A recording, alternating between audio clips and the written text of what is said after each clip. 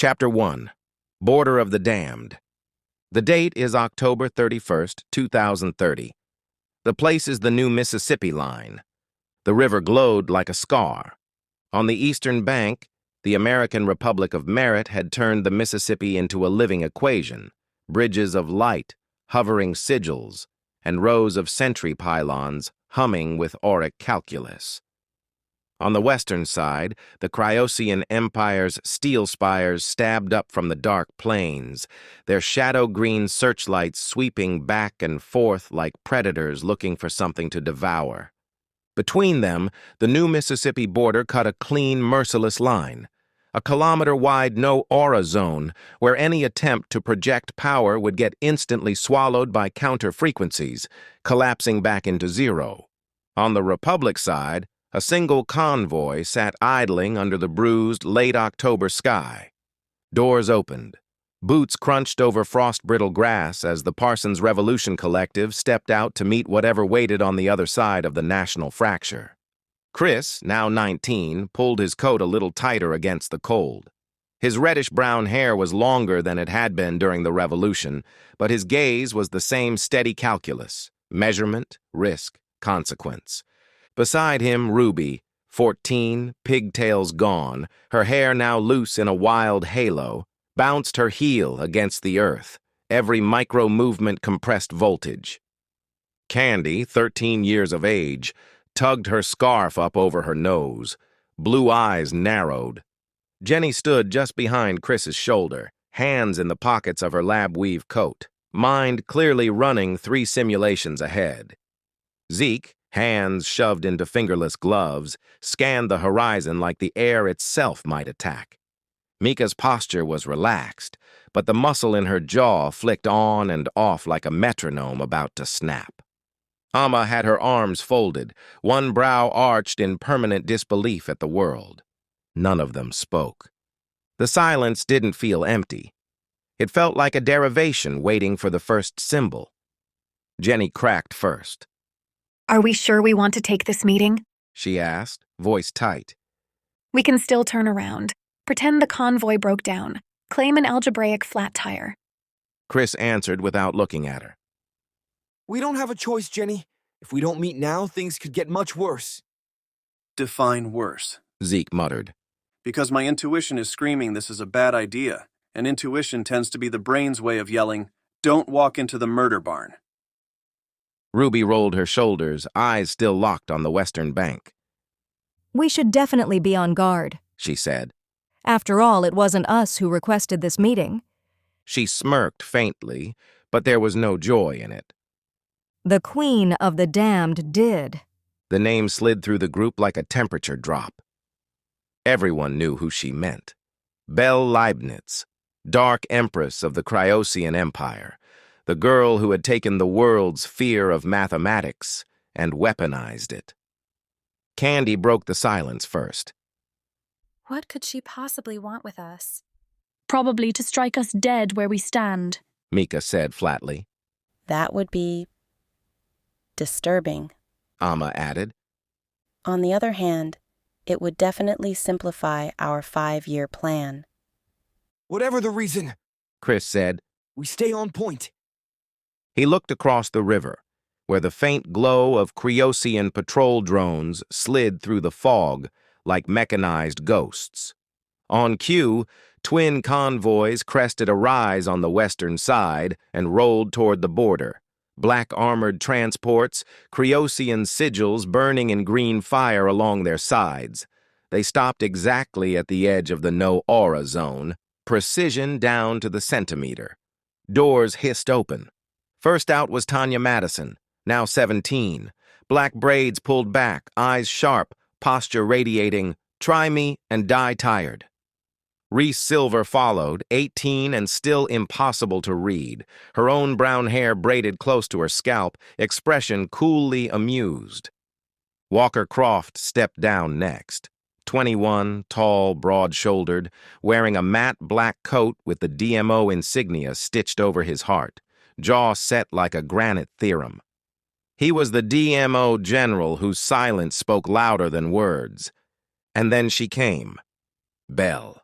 20 now, and every inch of it weaponized. Black coat that moved like poured shadow, gray eyes that seemed to calculate and condemn simultaneously. Her presence rolled across the neutral zone like a pressure front. The air tightened. Even the distant hum of the pylons seemed to bow. Chris and Ruby's algorithmic auras detonated on instinct. Ruby's aura burned black shot through with silver, like ink lit from within by lightning. Silver equations spiraled out of her in tight helices, each symbol a live piece of code. Chris's aura flared deep blue, silver vectors and waveforms rippling around him in overlapping Fourier arcs, locking onto Belle like a targeting system. Belle's own aura answered, a super-dense black halo rimmed in emerald equations, rotating in counterphase, generating a palpable chill. For a heartbeat, the entire river glowed, the border field whining as it scrambled to suppress the spike in projected power. Belle lifted a hand. Relax, She called, her voice carrying perfectly across the no-aura zone. we're not here to fight. Ruby's equations slowed, but didn't vanish. Excuse our rigid skepticism. She shot back. You sort of set a precedent. Tanya snorted and stepped forward. We don't like you. She announced to the PRC, with the blunt, teenage sincerity of a thrown brick. Jenny blinked slowly, her sarcasm reflex finally engaging. Yeah, She said. and we're madly in love with you. Reese stepped between them, palms raised slightly. Tanya's point She said dryly, is that we, meaning you and us, might have a bigger problem than each other. Zeke tilted his head, unimpressed. You've been our biggest problem since you graced us with your presence. He said. Kinda hard to imagine an upgrade. Chris's patience frayed, snapping like overstretched string. What the hell are you talking about? He demanded. For the first time since stepping out of the transport, Belle's gaze dropped to the frozen ground between them. Her aura dimmed a fraction. When she spoke, her voice had lost its usual blade edge. My godmother. She said. 2 words, infinite question marks. The PRC traded looks. Godmother did not fit any parameter on their current Belle Leibniz danger model. Belle took a breath. It misted in the cold air, long and slow. For the first 7 years of my life, She said, I was raised by a woman who told me my mother and father had abandoned me, that they were ashamed of me, a mistake. Her eyes never left the ground. Her aura barely flickered. As you can guess, I didn't take that lightly. Silence again. This time, no one filled it. The Mississippi flowed between them, carrying ghosts of past wars and future ones. It was her Belle continued. who introduced me to the dark mathematical arts, fed me the whole spiel that when I was ready, I would conquer this planetary idiot asylum, make the numbers kneel, make the world finally obey. Her mouth twisted into a humorless half-smile. Turns out she was right. Amma exhaled sharply, folding her arms tighter. So you basically dragged us all the way out here. She said. To cry about how much of a nightmare your godmother was? Sucks for you. But how the hell is that our problem? Tanya bristled immediately. Because we got word that Belle's godmother wants a piece of your asses as well. She shot back. The PRC looked to each other in quick sequence. Amma to Zeke, Zeke to Jenny, Jenny to Candy, Candy to Chris and Ruby. No one spoke, but the calculus was obvious. If someone could frighten Belle, they had a new variable they hadn't accounted for. Why would Belle's godmother care about us? Candy asked. Reese gave a short, humorless laugh. You don't honestly think you would have avoided her radar this long, do you? She said. You collapsed a superpower, rewrote a constitution, and turned math into a religion. Pamela collects anomalies. Congratulations, you're in the set. Ruby dragged a hand through her hair, face tightening. Okay, She said slowly. so who is this lady exactly? I've only ever known her as Pamela. Belle said. No last name, no title. Somehow that made it worse. Jenny shook her head, agitation cracking her composure. This makes no sense. she snapped. We have some woman we don't even know coming for us with god-tier math skills, and we don't even know why. That's not a threat profile, that's a horror trailer. Chris's eyes locked on Belle's again. You know her better than anyone, He said. What was she like raising you? For a second, Belle looked 19 again, instead of whatever age cruelty had forced her to be. She was cruel. Belle said quietly. She said she had to be, because the world was cruel. She was precise about it. No wasted pain. Every punishment had a theorem attached. Suffering makes you legible to the universe, she used to say. Her jaw tightened. She was also very good at math, both living and shadow. She taught me everything I know. That landed. 5 years of war between living mathematics and shadow mathematics suddenly had an origin point. A teacher who lived above the binary. A meta-architect. Meta-civil war, Jenny thought. Not just between two nations, but between 3 strata of mathematics. Living, shadow, and whatever Pamela had become. So what do you need from us? Mika asked, cutting through the fog. Belle hesitated.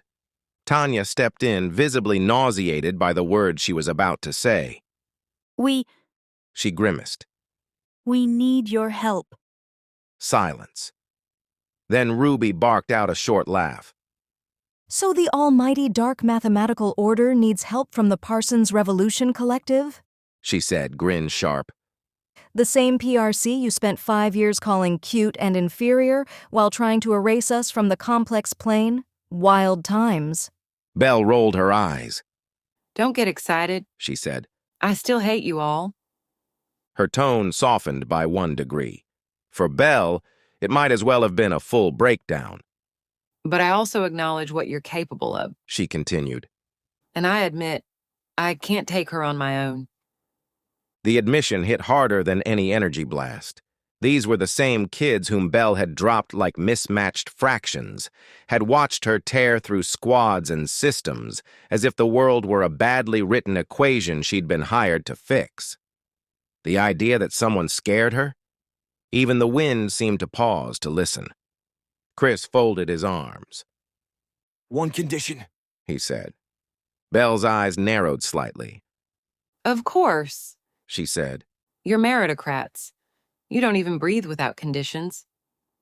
When this is over, Krys said. if we help you stop your godmother, you never attack the Republic of Merit again.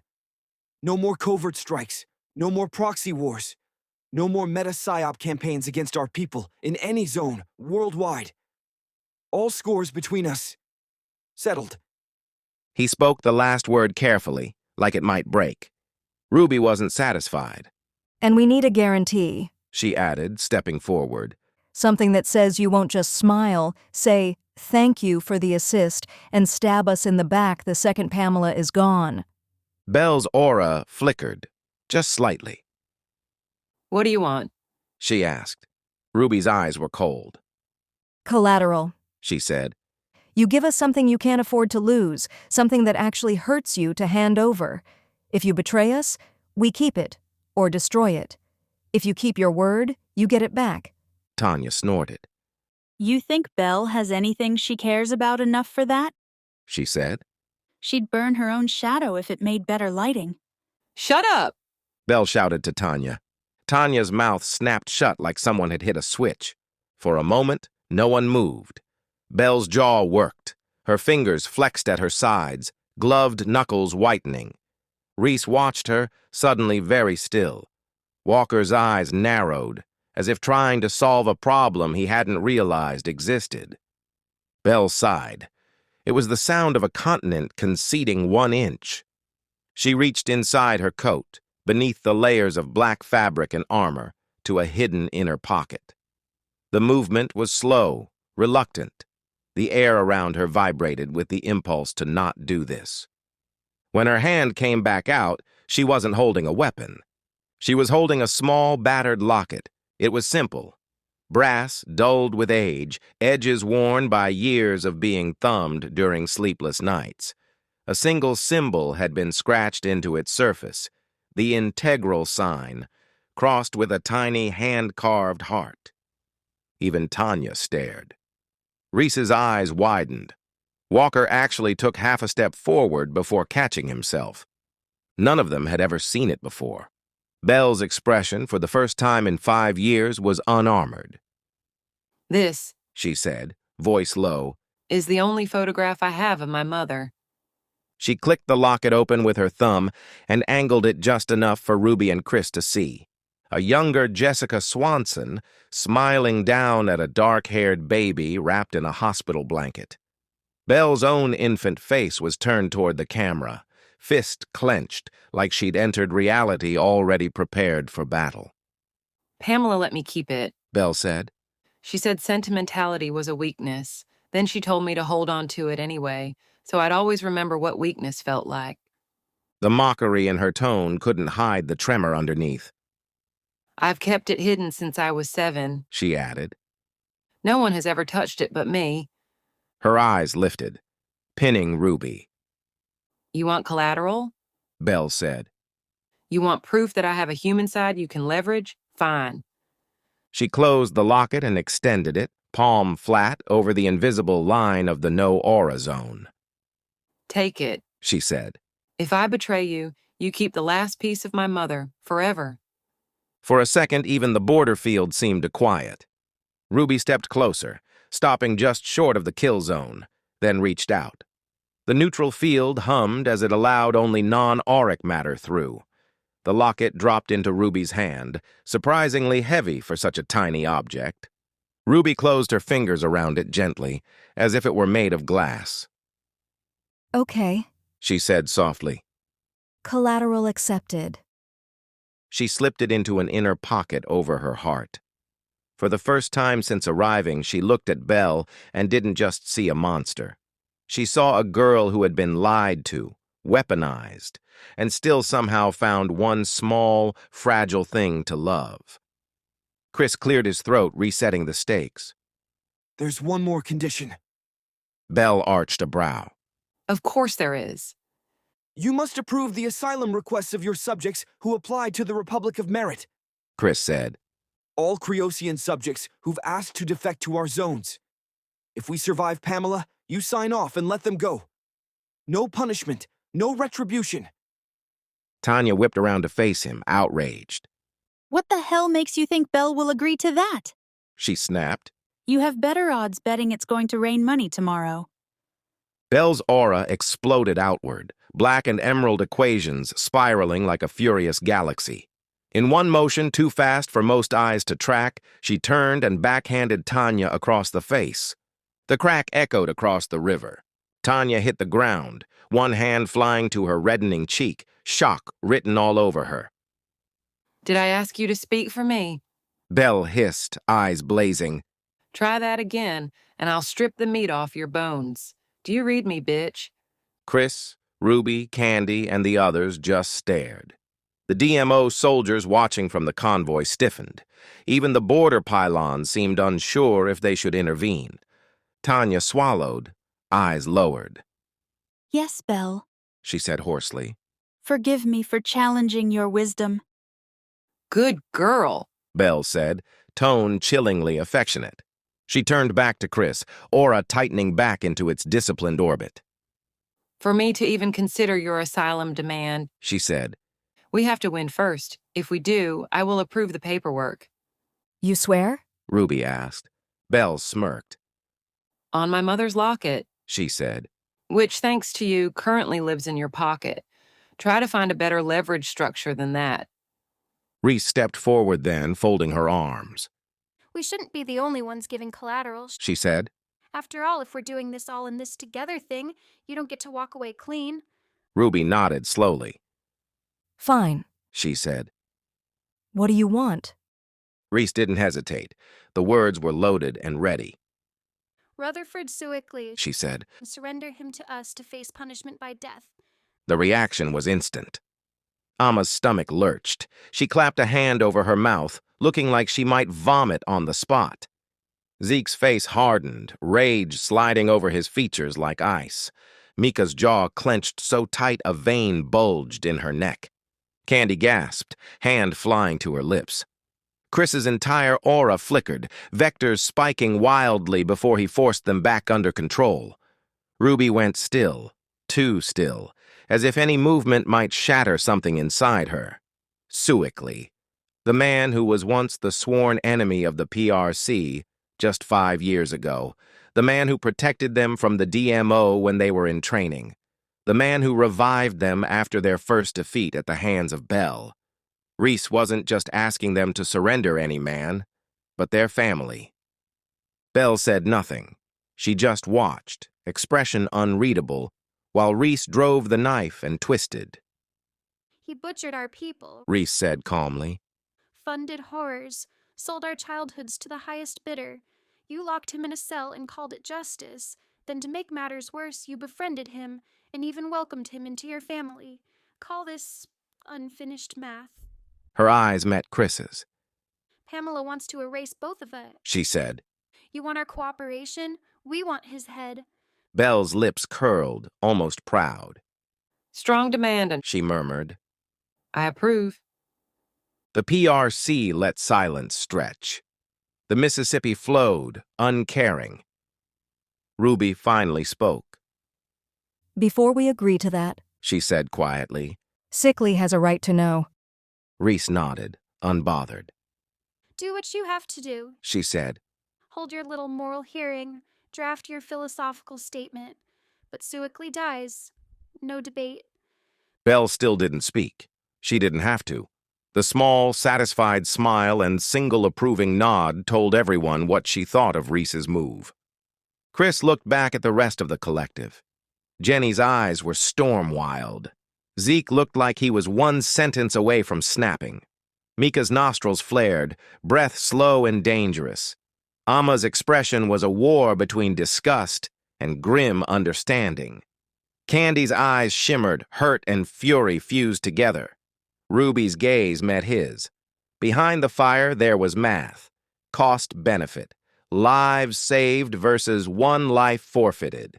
The revolution had never promised they'd get to stay clean. Fine.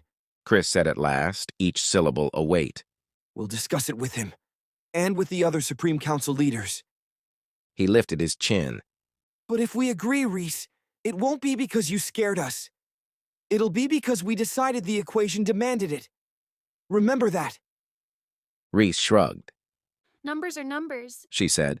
And I don't give a shit who solves for X, as long as the answer's correct. The wind picked up, whipping across the dead grass and the scarred river. Somewhere down the line, a border siren gave a short warning chirp. Time's up. Chris took a step back. We'll be in contact with details, He said. About Pamela, about the plan.